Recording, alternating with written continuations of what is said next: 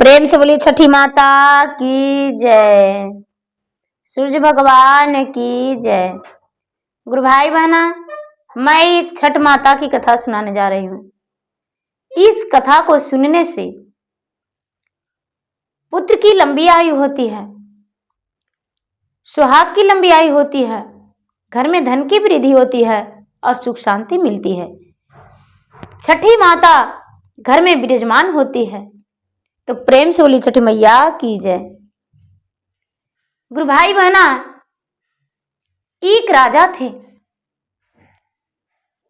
और एक रानी थी। राजा का नाम गंगाधर था। गंगाधर और गंगाधर की पत्नी में बहुत प्यार था। दोनों बड़े अच्छे से रहते थे।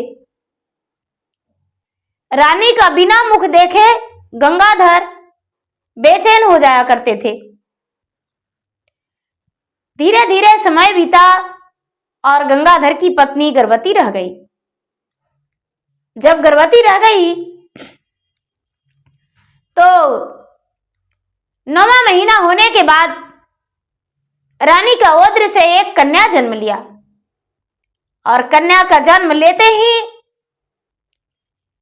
रानी का मृत्यु हो गया और राजा बड़े दुखी हो गए। राजा उस कन्या को मुख देखना पसंद नहीं किए। कहने लगे कि अरे ये तो कुलछनी है, ये तो अभागिन है, और उसका नाम दुखिया धर दिए। राजा साहब अपने ही बेटी का नाम दुखिया धर दिए, दुखनी धर दिए। कहने लगे दुखनी, इसका नाम दुखनी रहेगा। राजा साहब कहने लगे कि ये अभागन है, दुखों का पहाड़ लेकर घर में आगमन हुआ इसको। ये जन्म लिया तो मेरा पत्नी का देहांत हो गया। राजा साहब अपने पत्नी से दूर पुत्री से दूर रहने लगे। धीरे धीरे समय बीतता गया। राजा साहब सदमे में डूबे रहे। 4-6 महीना बीत गया और राजा साहब भी बिल्कुल घर से नहीं निकल रहे थे।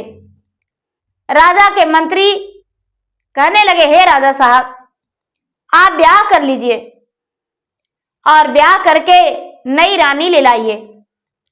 आपका पुत्री का नई मां मिल जाएगी, आपकी पत्नी राजमहल के राजरानी, इसलिए आप विवाह कर लीजिए।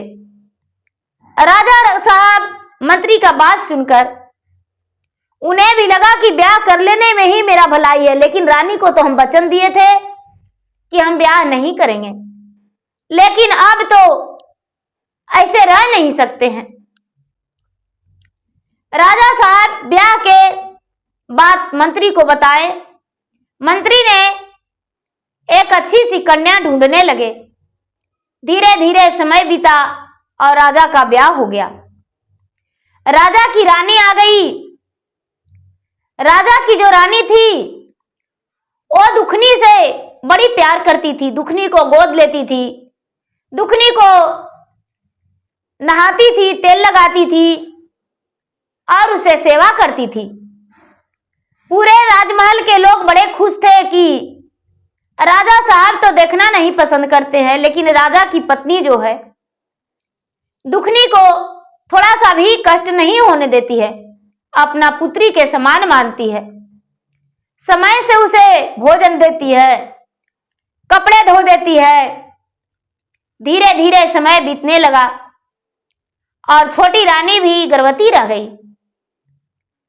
समय बीतते बीतते जब 9वां महीना पूरा हुआ तो 9वां महीना के बाद दीदी दूसरी रानी के उदर से भी एगो लड़की जन्म लिया। राजा लड़की को सुनकर बड़े खुश हो गए और कहने लगे, इसका नाम हम सुखनी रखेंगे, सुख लेकर घर में आई है,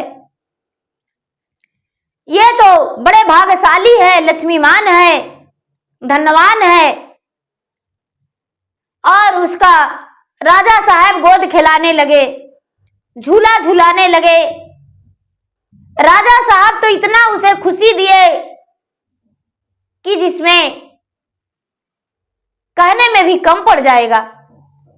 अब एक ही घर में एक ही पिता का पुत्री, दोनों, एक राजा को गोद में और एक नीचे, एक पालने पे एक चटाई पे, एक ही राजा का पुत्री। क्योंकि दुखनी को राजा गोद नहीं लेते थे। धीरे धीरे जो नई रानी थी दुखनी को देखना पसंद नहीं करने लगी। अब सुखनी और दुखनी दोनों बड़ा हो गई तो सुखनी को पढ़ाई पढ़ाने लगी रानी और दुखनी को गोबर गोईठा करवाने लगी, गाय गौशाला करवाने लगी, घर के दासी की तरह काम करवाने लगी, बर्तन झाड़ू करवाने लगी। अब दुखनी उसी घर में एक नौकरानी की तरह घर में रह रही थी और सुखनी जो थी एक राजकुमारी बन के रह रही थी। धीरे धीरे दोनों बड़ा हो गई दीदी। अब बड़ा हो जाने के बाद गांव वाला प्रजा कहने लगे कि देखिए राजा साहब, आपका बेटी बड़ा हो गई है। दुखनी और सुखनी दोनों बड़ी हो गई तो दोनों का ब्याह कर दीजिए। पहले दुखनी का कर दीजिए तब सुखनी का। राजा बोले कि रानी साहब मैं क्या करूं, पूरे प्रजा मुझे रास्ते नहीं चलने दे रहे हैं। कहते हैं कि आपका बिटिया बड़ी हो गई है, उसका विवाह कर दीजिए। आपका क्या इरादा है? रानी बोली राजा साहब ब्याह तो करना ही पड़ेगा, लेकिन दुखनी का विवाह एक गरीब घराने में कर दीजिए और सुखनी का विवाह एक अमीर घराने में। दोनों का विवाह एक ही गांव में होना चाहिए, लेकिन दुखनी का विवाह एक दुखियारी के घर में, क्योंकि वो जन्म लेते ही आपका पत्नी का खा गई और हो सकता है जिसका घर ब्याह करे उसका घर में भी अनधन संपत्ति सब भर नष्ट हो जाए, सब नष्ट हो जाए। इसीलिए गरीब रहेगा तो उसको पता नहीं चलेगा। राजा साहब नाई और ब्राह्मण को बुलाकर और दोनों के रिश्ता के ढूंढने के लिए भेज दिए और नाई ब्राह्मण दोनों का रिश्ता ढूंढने चले गए। चलते चलते चलते चलते चलते चलते चलते चलते चलते दूसरे गांव में चले गए। दूसरे गांव में चले गए और जाकर बर ढूंढे तो दुखनी के लिए एक बुढ़िया थी, उसका एक बेटा निकम्मा नकारा था। बुढ़िया जो थी, बुढ़िया दूसरे के घर मजदूरी करती थी, मेहनत करती थी, थोड़ी सी अन्न लाती थी, उसी में माई बेटा का गुजारा होता था। राजघराने से रिश्ता आया तो बुढ़िया बड़ी खुश हो गई कि मेरा बेटा का ब्याह हो जाएगा, राजघराने से बहू आएगी, बहुत सारा धन लेकर आएगी। और बुढ़िया अपने बेटा के शादी पक्की कर दी। बुढ़िया के बेटा का शादी पक्की हो गया राजा के बेटी दुखनी से। अब नाई और ब्राह्मण उसी गांव में राजा के घर गए और सुखनी का ब्याह राजकुमार से सेट कर दिए। दोनों का दिन ठिकाना बैठा के दीदी और घर आ गए। राजा से बोले कि राजा साहब दुखनी का विवाह और सुखनी का विवाह दोनों का पक्की कर दिए हैं, दोनों का दिन एक ही पड़ा है, दोनों का इस दिन का बारात आएगा, इस दिन का विदा हो जाएगी, मड़वा भतवान तिलक सब बता दिए। राजा साहब जानकर बड़ा खुश हो गए। अब धीरे धीरे दिन तारीख जोड़ने लगे। दीदी समय बीतते बीतते तिलक का दिन आ गया तो तिलक में एक धोती ले लिए और दुखनी को जाके घर में तिलक चढ़ा दिए। सुखनी के लिए तो कहना नहीं, बर्तन गहने कपड़े सब कुछ लेकर गए और धूमधाम से उसके घर में तिलक चढ़ाए। मड़वा भतवान बड़ी धूमधाम से हुआ दीदी।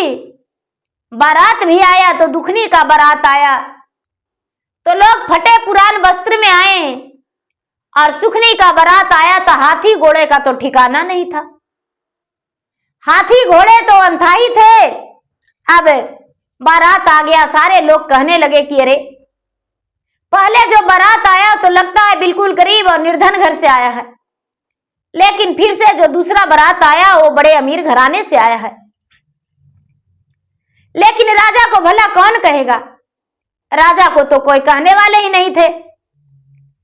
दोनों बहन का एक ही आंगन में शादी हुआ और दोनों बहन विदा हो गई। दुखनी जो थी, दुखनी का फटी पुराण देकर माता पहनाकर विदा कर दी और सुखनी के लिए तो 16 श्रृंगार 32 आभरण सुंदर सी साड़ी पहनकर और सुखनी विदा हुई। दुखनी जो थी पैदल की रास्ते गई और सुखनी डोली कहार से गई। दोनों अपना अपना ससुराल में जाकर अपना समय बिताने लगी। 2-4 दिन बिता तो दुखनी अपने सास को कहती है कि माँ जी खाना में क्या बनाए, चावल तो घर में है नहीं। दुखनी के सास कहती है बेटी क्या कहूं, मेरे बेटा तो निकम्मा और नकारा है, मेरा बेटा कुछ नहीं करता है, मैं तो दूसरे के घर मजूरी करके लाती हूं तभी भोजन बनाती हूं। दुखनी बोली कि माँ जी क्या करूं, आपका आज्ञा हो तो मैं किसी के घर झाड़ू किसी के घर बर्तन करूं जिसमें 2 वक्त का रोटी मिल जाता। सास बोली बेटी तू राजघराने की बेटी है तो कैसे ऐसे कर सकती हो। दुखनी बोली कि माँ क्या बताऊं, जिस दिन मेरा माँ मर गई उसी दिन मेरा संसार खत्म हो गया, उसी दिन मेरा राजघराना क्या एक दासी का बेटी के बराबरी भी मैं नहीं रहा। तो आप आज्ञा दीजिए माँ, तो हम नौकरानी बनके और दूसरे के घर काम करके अब भोजन पेट का चला लेंगे। सास बोली ठीक है बेटी जाओ, क्योंकि मेरा तो उतना ताकत नहीं है कि जिसमें हम कर सके। अब दुखनी दीदी घर घर काम खोजने चल गई, किसी के घर बर्तन धोने को मिला तो किसी के घर झाड़ू देने का, किसी के घर कपड़ा। अब दुखनी सुबह सुबह अपने घर से निकल जाती थी और दूसरे के घर कपड़ा धोती थी, बर्तन धोती थी, झाड़ू लगाती थी, पोछा लगाती थी और उसके बाद उनके घर से जो बचा खुचा भोजन रहता था वो लाकर अपने सास को खिलाती थी, खुद को खाती थी और अपने बच्चे अपने पति को भी देती थी। धीरे धीरे समय बीता दीदी तो दुखनी का ओद्र से एक पुत्र जन्म लिया। जब पुत्र जन्म लिया तो दुखनी सोचती है कि अब तो मेरा खर्च भी बढ़ गया है, अब एक पुत्र भी हो गया। दुखनी और मेहनत और लगन से काम करने लगी 2 वक्त के रोटी के लिए। धीरे धीरे 2 से 2.5 साल हुआ दीदी और एक बच्चा फिर हो गया।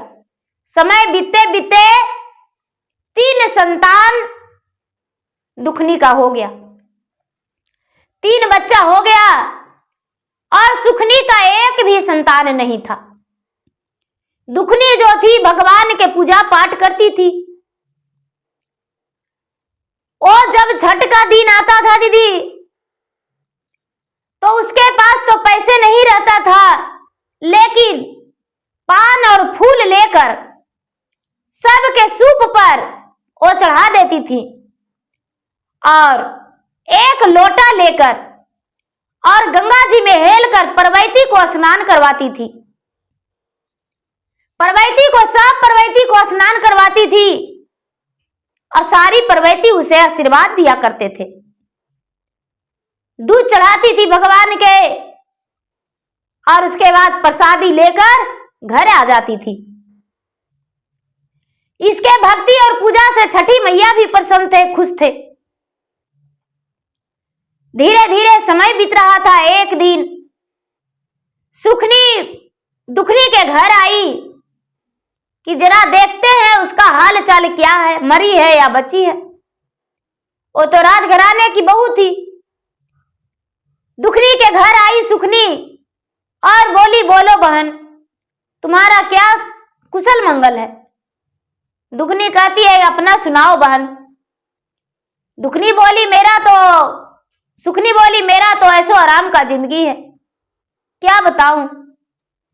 मेरा तो ढिलुए पे ढिलते रहता हूं दिन रात, उसी पे भोजन दाई दासियां लाकर देती है और मैं तो ढिलुए पे बैठ के चम्मच से भोजन करती हूं।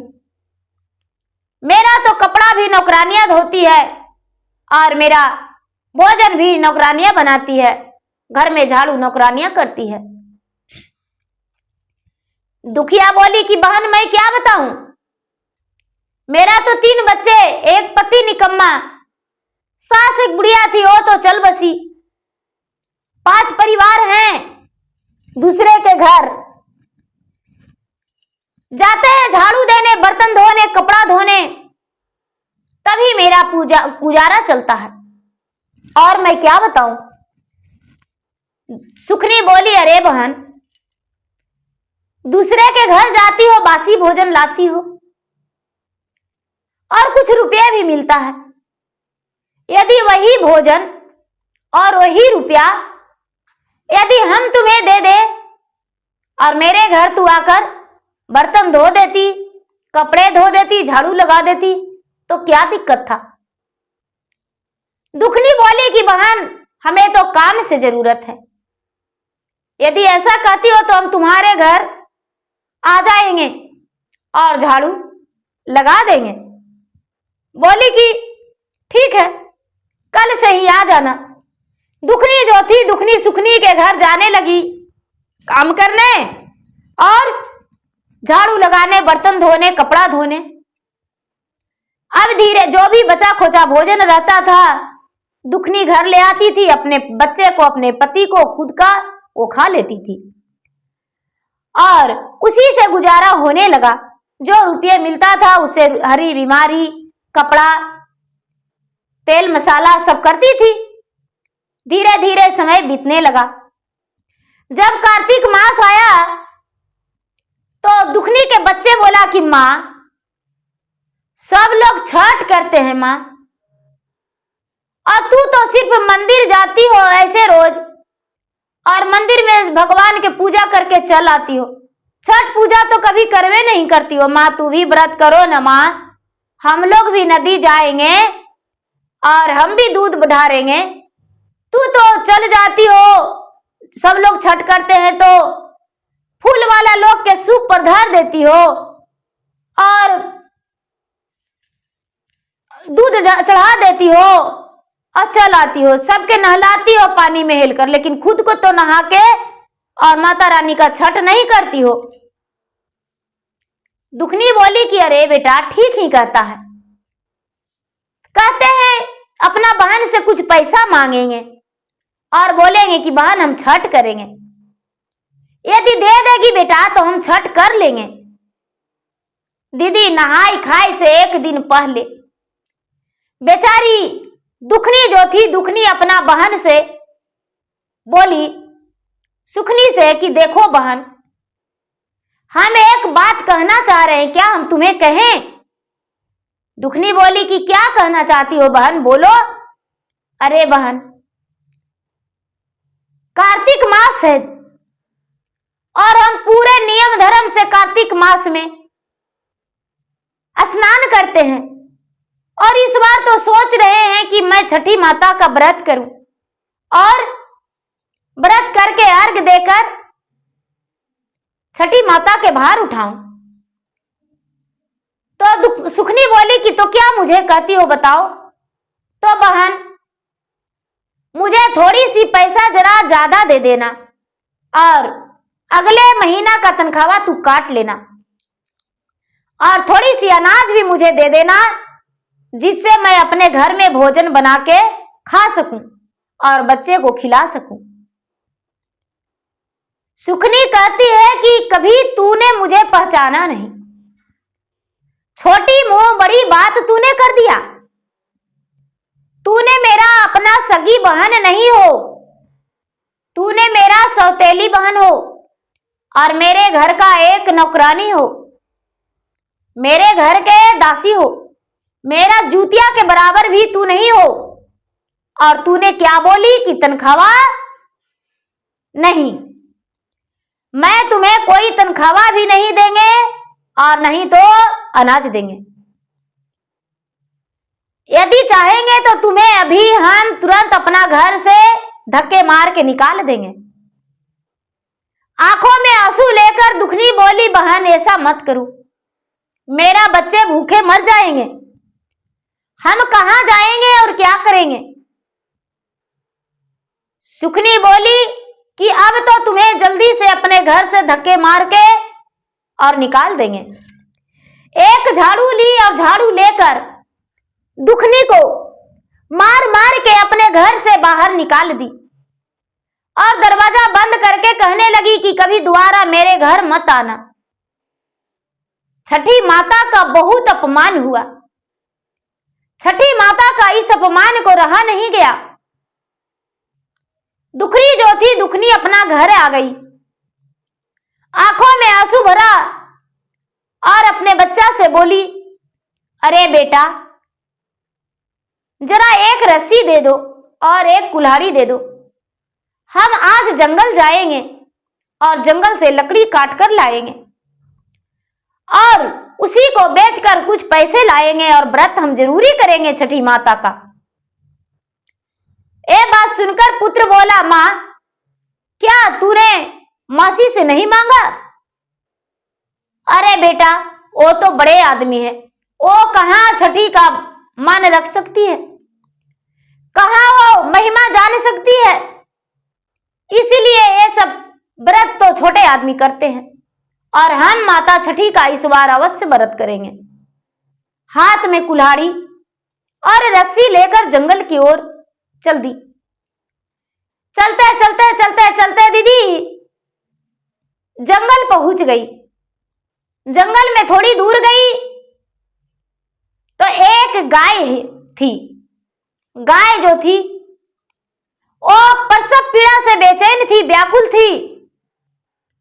कहती है कि अरे कौन हो और कहां जा रही हो?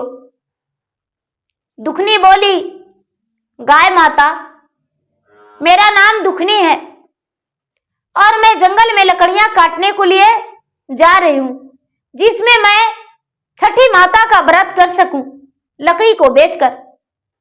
गौ माता बोली, अरे बेटी मेरा प्रसव पीड़ा बहुत ज्यादा हो रहा है, क्या तू मेरा मदद कर पाएगी? यदि तू मेरा मदद कर देती तो मेरा बच्चा जन्म लेने में आसान हो जाता। दुखनी जो थी, दुखनी गई और पूरा अपने हट्टे घट्टे हाथों से गौ माता को पेट को सहराने लगी। गौ माता को बछड़ा देने में आसान हो गया। गौ माता अपने बछड़ा को जन्म दे दी। अब दुखनी आगे बढ़ी तो एक बहुत बड़ा विषैली नागिन थी, बहुत बड़ा भयानक। उसका केचली उतरने में बड़ा मुश्किल हो रहा था। उसके पे लात धर धर के सभी लोग पार हो रहे थे। और नागिन बोली, अरे तू कौन हो, कौन जा रही हो? लगता है कोई मनुष्य का आहट है। दुखनी बोली, नागिन रानी मैं हूं, क्या कहते हैं? अरे पुत्री जरा मेरा केचली उतारने में मदद कर दो, मेरा शरीर को रगड़ दो जिसमें मेरा केचली जल्दी से उतर जाए। अब इसके हाथ में रस्सी था, रस्सी से उसका सारा शरीर को दुखनी रगड़ दी और उसका केचली उतर गया। जब आगे बढ़ी जंगल में तो एक बुढ़िया माता थे, वो माता छठी थे। छठी माता वन में बैठी हुई थी। दुखनी को देखकर कहने लगे छठी माता कि अरे कौन हो, कौन हो? दुखनी बोली, माता मैं हूं। अरे पुत्री मेरा बाल में बड़ा जुआ काट रहा है, क्या तू मेरा बाल में से जुए निकाल देगी? फटे पुरान वस्त्रों में एक झोला हाथ में लिए माता छठी बैठे हुए थे दुखनी बोली, हाँ माँ जी, आपका जुए निकाल देंगे हम। अब दुखनी बैठकर जुए निकालने लगी। जुए निकालते निकालते छठी माता का आंखों में नींद भर गया और दुखनी का पांव पे सो गए। दुखनी जो थी उनका पांव दबाने लगी। छठी माता तो परीक्षा ले रहे थे कि आखिर मेरे साथ क्या करती है। पूरे मोटे मोटे गहने छठी माता के तन पे जड़ा हुआ था। दुखनी ने उनका गहना भी पूरी नजर से नहीं देखी और उनका पांव हाथ सहराते सहराते दबा रही थी। शाम होने वाला था।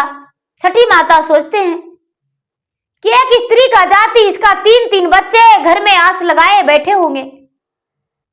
आज तो ये भोजन भी नहीं लाई थी, इसका भोजन के बिना बच्चे हैं। उठकर छठी माता बैठकर कहते हैं, रे पुत्री, तूने बताया नहीं, शाम हो गया, अब तू लकड़ी भी नहीं काट पाएगी, घर चुपचाप कैसे जाओगी? तुम्हारा बच्चे तो राह देख रहे होंगे। दुखनी बोली, कोई बात नहीं माँ जी, कल के दिन हम लकड़ियां काट लेंगे, बाजार में बेच लेंगे और हम छठ माता का व्रत करेंगे। छठी माता कहते हैं कि पुत्री, मेरा झोला में थोड़ा सा अनाज है, हम तुम्हें दे देते हैं।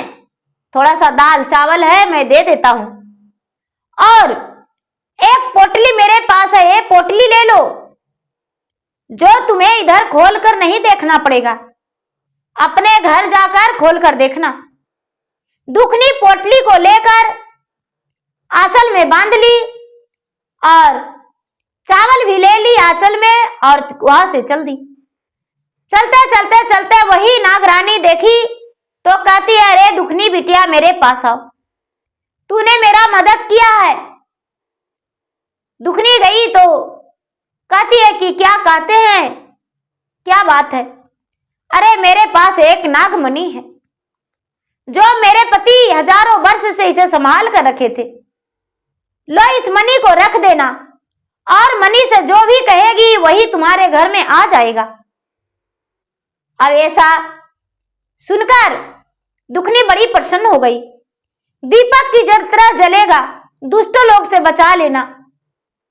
ठीक है, आगे बढ़ी तो गौ माता कहते हैं कि अरे दुखनी, मेरे पास आओ। गौ माता के पास दुखनी गई। क्या कहते हैं गौ माता? अरे पुत्री, तूने मेरे बछड़े जन्म देने में मेरा मदद किया है। मैं तो प्रसव पीड़ा से व्याकुल था, लेकिन तूने प्रसव पीड़ा के समय मदद किया है, तो इस वन में रहकर क्या करेंगे? हम तुम्हारे साथ चलेंगे पुत्री, तू मेरा सेवा करना और हम तुम्हें दूध देंगे, तुम मुझे लेकर चलो अपने साथ। ऐसा बात सुनकर दुखनी बड़ी प्रसन्न हो गई और आगे आगे गाय माता और उसके पीछे बछड़ा और उसके पीछे दुखनी। दुखनी जब अपना घर गई तो आंचल में छिपाए हुए मणि, गोद में छिपाए हुए पोटली, गोद में छिपाए हुए चावल, आगे गौ माता अपना घर गई। उनका दुखनी का बच्चे देखा तो बड़ा प्रसन्न हो गया और बोला, मां, तू गाय माता को कहां से लाई हो? एक बछड़ा भी है। कहती है, दुखनी की बेटा, ये छठी माता की कृपा है। घर के अंदर गई तो मणि को बोली कि हे मणि, हे नागमणि, आप तो एक नाग के पास रहते हैं और जहां तक के कि मुझे पता है कि आप जो हैं, आपसे कुछ ही भी मांगे जाने पर आप सब कुछ देते हैं। तो मेरा रातों रात यहाँ पर राजा से भी बड़ा एक मेरा घर बन जाए और मेरा पति का बुद्धि ठीक हो जाए, मेरे बच्चे भी बहुत ज्ञानी हो जाए। सवा हाथ जमीन लिपकर और दूध में डाल के निकाल के मणि से प्रार्थना की। अब तो सवेरा होते ही दुखनी का सुंदर सा राजमहल बन गया। दुखनी का घर में नौकर चाकर दाई दासिया सब लग गया।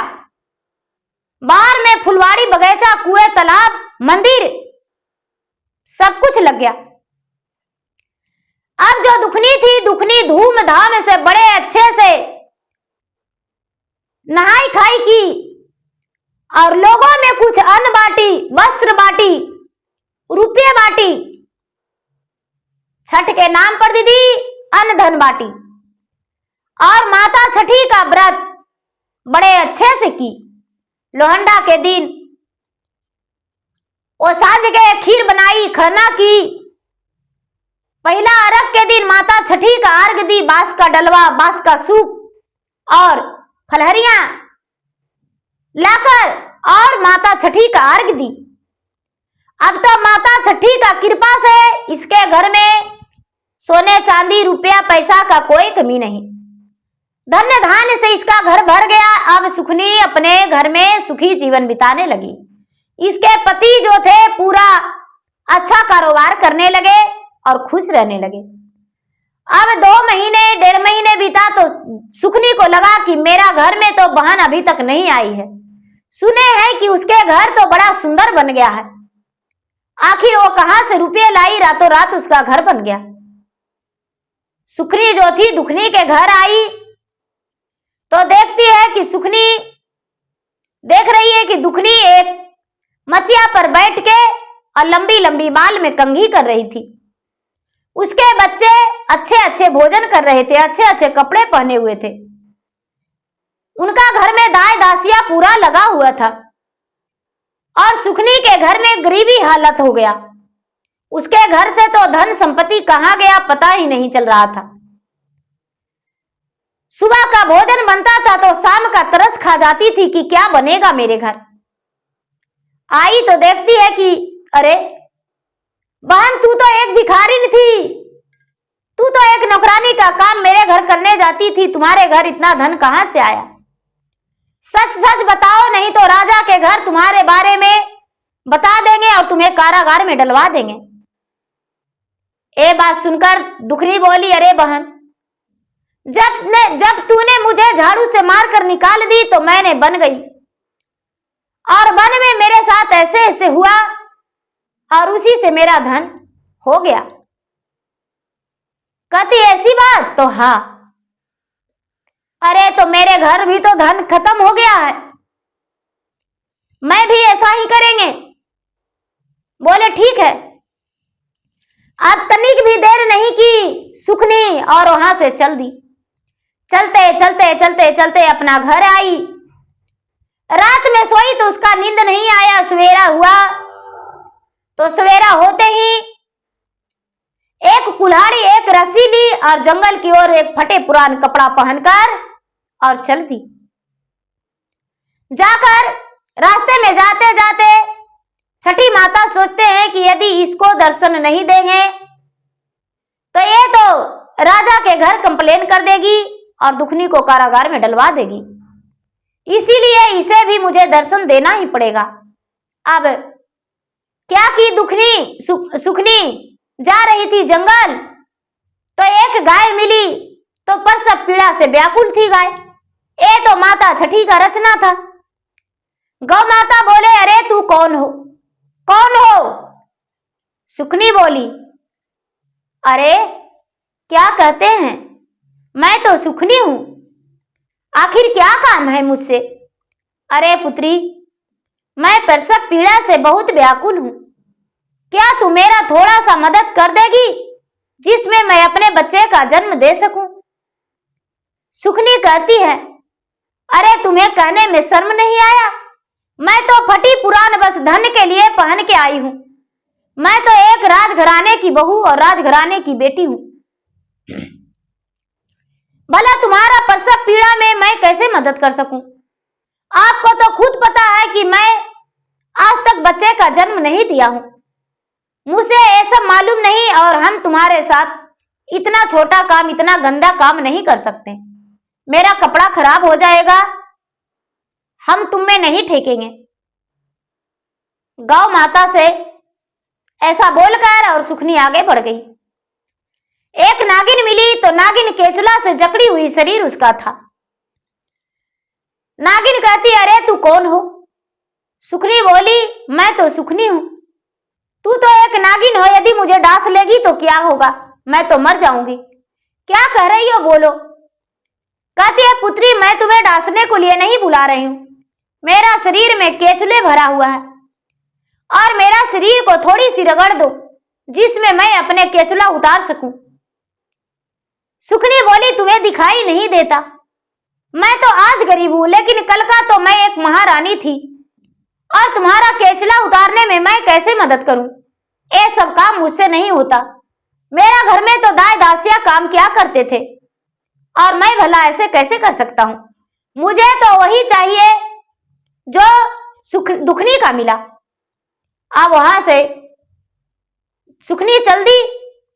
आगे जाने पर एक बूढ़ी माता मिले। बूढ़ी माता कहते, अरे तू कौन हो? अरे कौन हो? मैं सुखनी हूं, आपको दिखाई नहीं दिया? अरे पुत्री मुझे कम दिखता है, मेरा माथे में जुए निकाल देगी। अरे बुढ़िया, तुम्हें शर्म नहीं आया? मैं तो राजघराने का बहू और राजघराने की राजकुमारी बिटिया।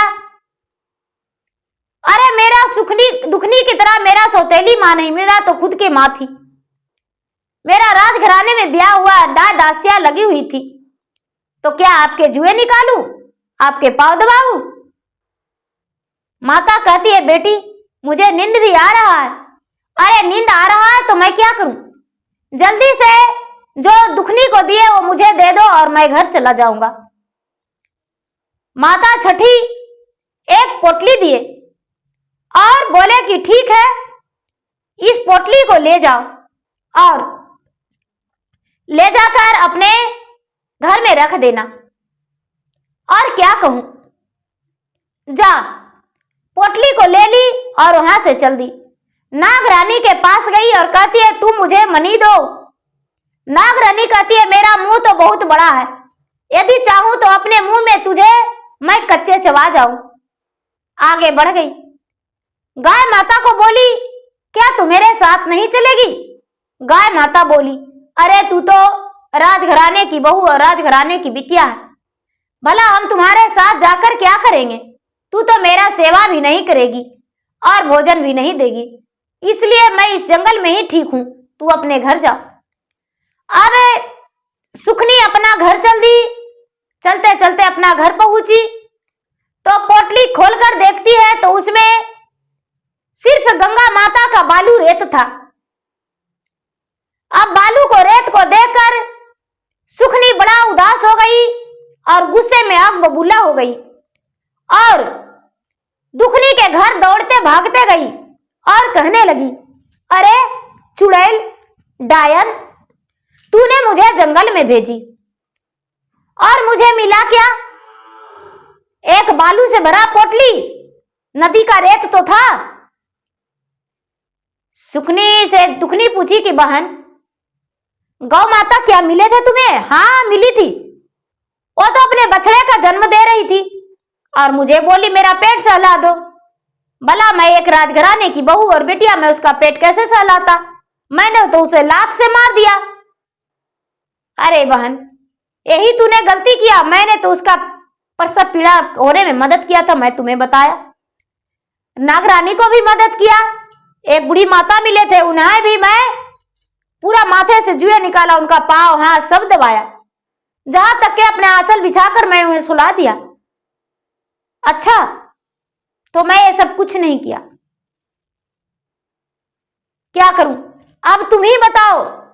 मैं तो निसंतान भी हूं और मेरा घर में धन संपत्ति भी सब खत्म हो गया। सुखनी से दुखनी कहती है कि बहन, तू तो एक राजघराने की बहू और राजघराने की बिटिया थी, मैं क्या बताऊं? मैं छठ माता के व्रत करती हूं, यदि तू भी व्रत करेगी, छठ माता से क्षमा मांगेगी, तब तुम्हारा भी घर में धन हो सकता है। इससे ज्यादा हम कुछ नहीं कर सकते हैं।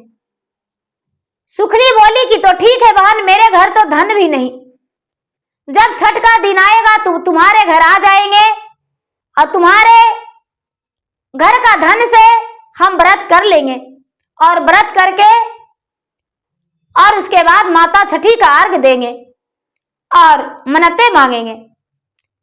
धीरे धीरे समय बीतते बीतते कार्तिक मास आया। सुखनी और दुखनी दोनों अपने ही घर में, एक ही घर में, दुखनी के घर में व्रत की और व्रत करके और गंगा के घाट पर जाके अर्घ दी और छठी माता से संतान सुख की मांगी कि हे माता, हमें संतान सुख दीजिए, हमें संतान का प्राप्ति दीजिए।